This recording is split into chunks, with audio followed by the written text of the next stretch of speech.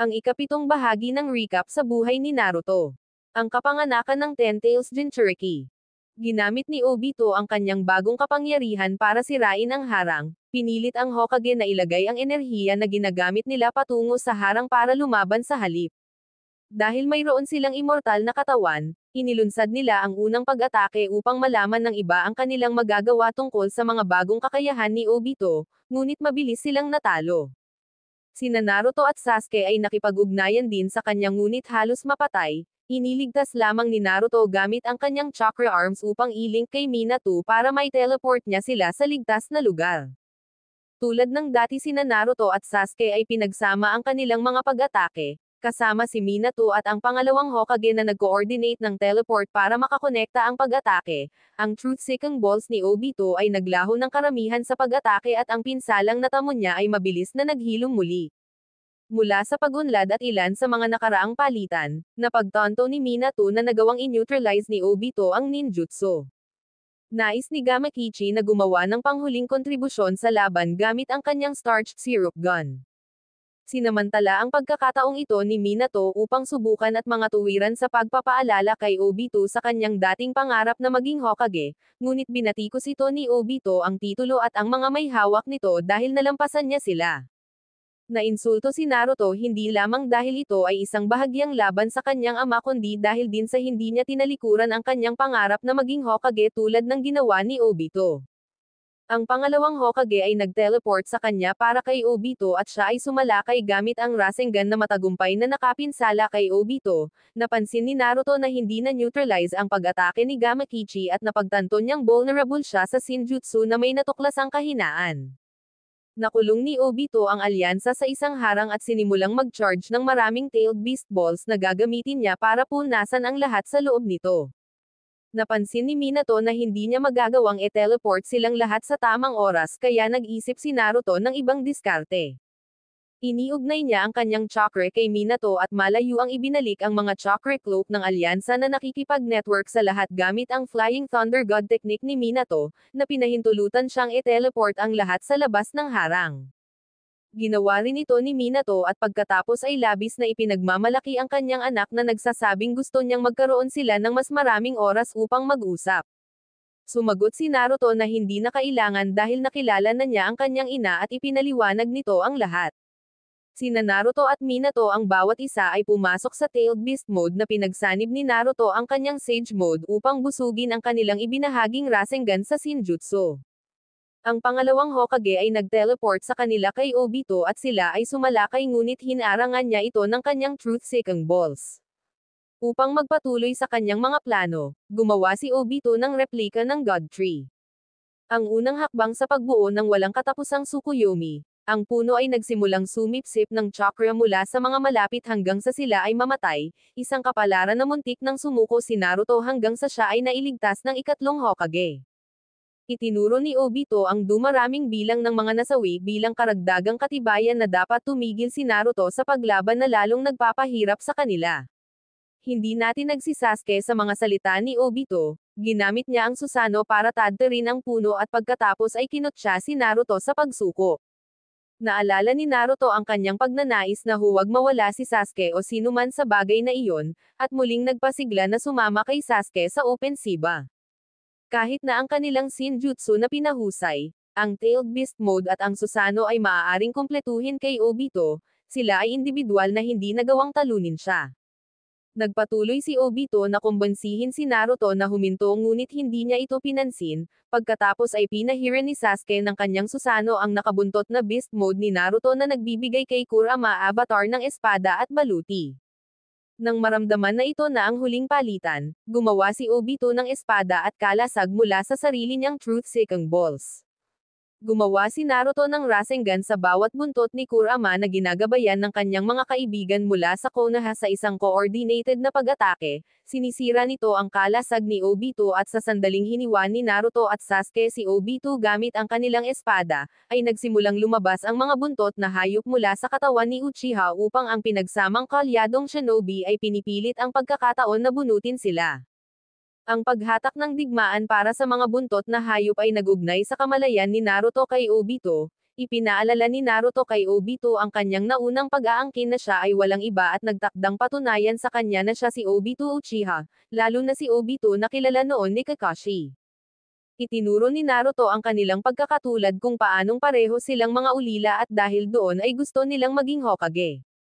Sumang-ayon si Obito na magkatulad sila ngunit iyon ang dahilan kung bakit siya nagsisikap na kumbinsihin si Naruto na siya ay tama at iginiit na ang mundo na nais niyang likhain ay mas mabuti dahil ang kanyang pananaw sa hinaharap ay malinaw, kung saan ang hinaharap ng kasalukuyang mundo ay hindi maliwanag. Nakipagtalo si Naruto na iyon ang punto na ang kawalan ng katiyakan kapag nahaharap na may mga kasama ay kapakipakinabang, at inialok ang mga kamay ni Obito na maaaring makita nila kung ano ang nangyari ng magkasama. Matagumpay na naalis ng mga kaalyado ang buntot na hayop mula kay Obito at natalo siya't nahulog sa lupa. Iginiit ni Minato at Kakashi na si Obito ay ipaubaya sa kanila habang si Naruto at ang iba pang alyansa ay dapat tumutok kay Madara. Ginawa nila ito na nagsanib puwersa sa unang Hokage laban sa kanya ngunit bago niya ito maselyuhan, ipinatupad ni Madara ang isang huling failsafe, mayroon siyang itim na Zetsu Force na si Obito upang buhayin siya. Mabilis na na-neutralize ni Madara ang una, sina Naruto, Sasuke at Sai at pagkatapos ay hinabol ang mga libreng buntot na hayop. Pumasok si Naruto sa Tailed Beast mode at tinulungan sila sa pakikipaglaban sa kanya, sa una ay matagumpay sila ngunit nang makuha muli ni Madara ang isa sa kanyang Rinnegan, madali niya silang natalo sa Limbo Border Jail. Tinatakan silang lahat pabalik sa demonyong estatwa kabilang ang Gyuki ni B at Kurama ni Naruto. Ang pagtanggal kay Kurama sa kanyang katawan ay naging sanhi ng pagkahimatay ni Naruto at inilagay ang kanyang buhay sa agarang panganib. Ang pamana ng Uzumaki ay pumegel sa kanya na mamatay kaagad ngunit kailangan niya ng patuloy na atensyong medikal mula kay Sakura upang mapanatili itong buhay.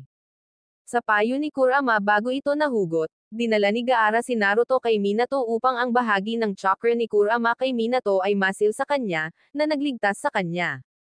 Ipinadala ni Kakashi sina Naruto at Sakura sa dimensyon ng Kamui upang maipagpatuloy niya ang pagsasagawa ng life support ng walang pagkaantala. Hindi nagtagal ay dumating si Obito upang tulungan siyang madaig ang parehong itim na Zetsu at Madara upang makuha ang kalahati ng Kurama ni Minato, at ibigay ito kay Naruto bilang kanyang anyo ng penitensya. Habang nasa hangganan ng buhay at kamatayan, sinalubong si Naruto ng Sage of Six Paths na si Hagoromo Otsutsuki. Ipinaliwanag niya ang kanyang mga nakaraang hidwaan sa kanyang ina na si Kaguya Otsutsuki at ang mga labanan na lumitaw sa pagitan ng kanyang mga anak na lalaki, sina Asura at Indra. Ang hidwaan ng kanyang anak ay nagpatuloy sa mga siglong ito kasama ang kanilang chakra na muling nagkatawang tao sa bawat henerasyon sa bagong individual upang lumaban muli.